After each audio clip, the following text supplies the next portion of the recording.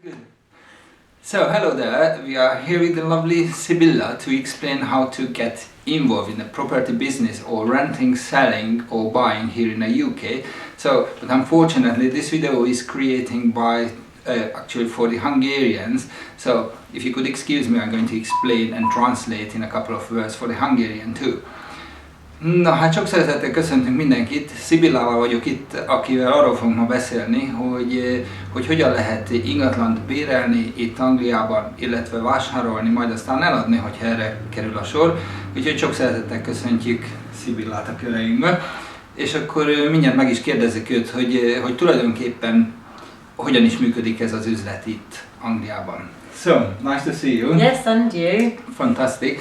So I have a great privilege to be here with you because you are expert in this field. So I would love to have a couple of things to be clear, to be clarified for people who are coming to the UK, not just from Hungary, from every countries, because it's quite popular to come here.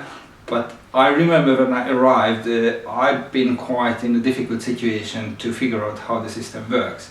So if we could prepare some questions actually for people who are going to get into the office or agencies, what kind of questions they can ask and how can, firstly, probably everyone needs some renting because people are not coming with a huge money to buy a property. Of course, yes. Well, generally speaking, what I would suggest when you go to any estate agency is that everyone will charge an administration fee.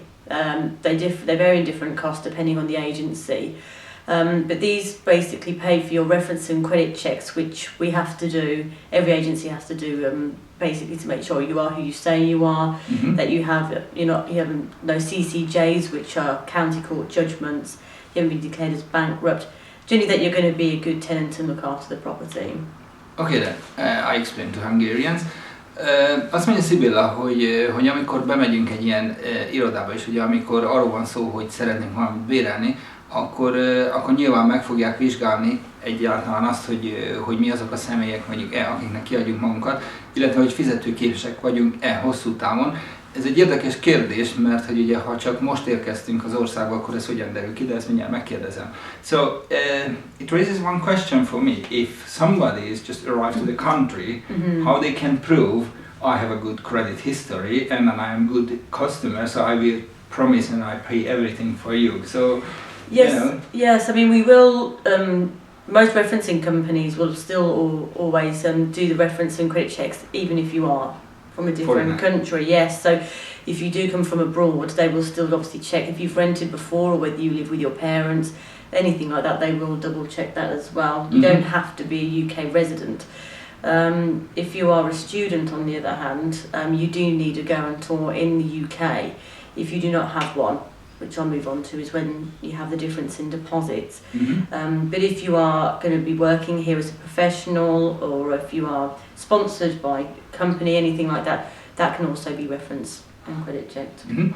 Azt mondja Sibilla, hogy ez a fajta credit history, credit check, tehát amikor leellenőrzik, hogy fizetőképesek vagyunk, ez gyakorlatilag nem szükséges, hogy itteni történetünk legyen, hanem ez lehet például ugye mi esetünkben Magyarországról hozott hátterünk is, tehát ettől függetlenül, hogy itt még nem dolgoztunk, lehetünk jó fizető vásárlók.